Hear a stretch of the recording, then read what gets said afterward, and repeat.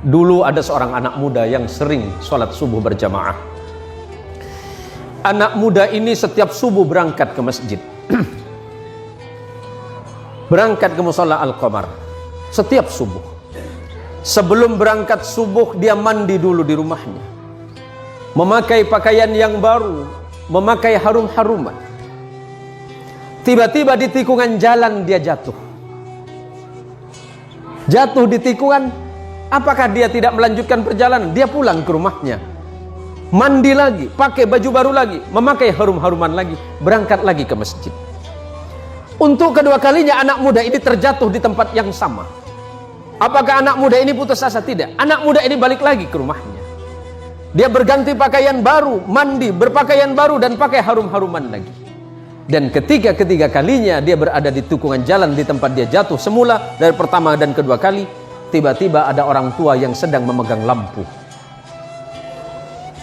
Orang tua ini bertanya kepada anak muda ini, "Wahai anak muda, kamu mau kemana?" "Saya mau ke masjid, Pak. Saya mau sholat subuh." "Iya, dari tadi saya melihatmu dari jauh, engkau jatuh. Tapi setelah itu engkau pulang lagi, kemudian kembali lagi, jatuh lagi, dan kemudian engkau pulang lagi untuk yang ketiga kalinya. Jadi bagaimana, Pak? Takutnya kamu jatuh, saya antarkan kamu ke masjid."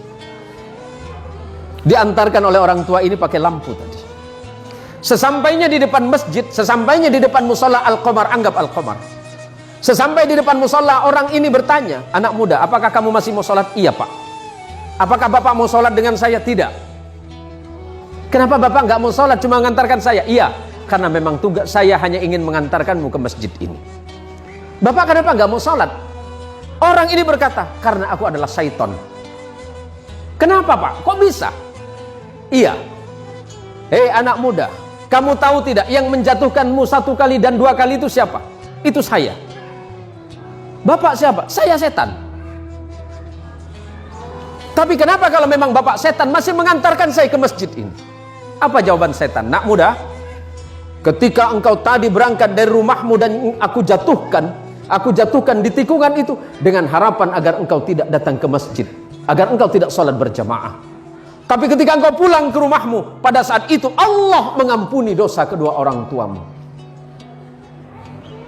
Orang tuamu yang sedang berada di alam kubur, Allah ampunkan dosanya karena sebab engkau yang datang ke masjid.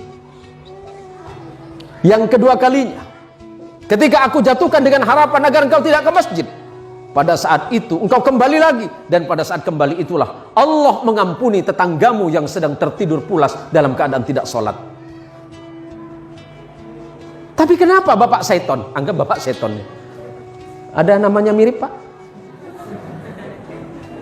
"Ya kenapa Bapak mengantarkan saya ke masjid?"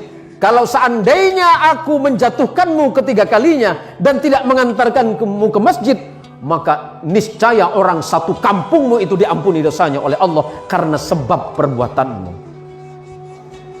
Masya Allah, anak muda yang datang ke masjid, anak muda yang datang ke mushola, apalagi kemudian datang ke mushola sebelum waktunya sholat, dia memperdengarkan adzannya, orang lain kemudian terbangun. Pada saat itulah Allah merasa sedang jatuh cinta kepadamu, hai anak muda.